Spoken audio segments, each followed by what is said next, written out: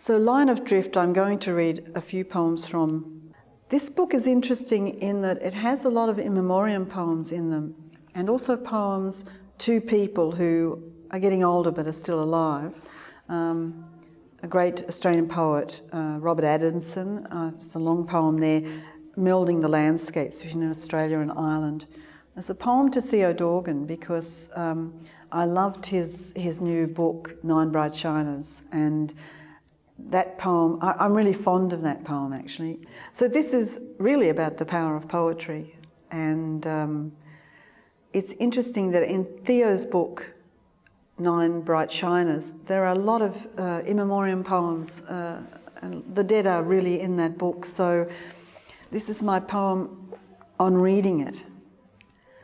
No end to voyaging, reading Nine Bright Shiners for Theo Dorgan in thanks. That's the time to read poetry.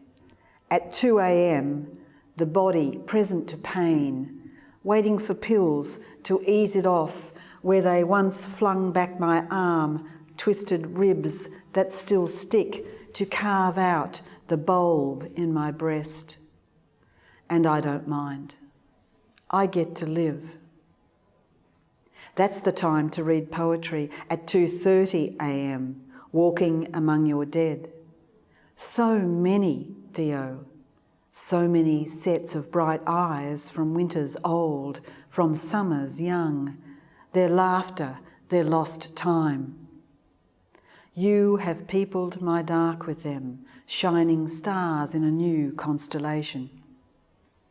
That's the time to read poetry at 2:45 a.m, when I know for certain this aloneness has always been my path, settled into it, marvelling how your own solitude had fallen away into love long ago, and its spring truth, that those hands will hold yours all the way home. That's the time to read poetry. At 3 a.m, Atlantic gale whistling where the window sill failed, moon struggling against it towards full, chimney booming, fearing for my father, my friend, a wild world away, older for the first time at 94, and I imagine my slow, lonely road ahead.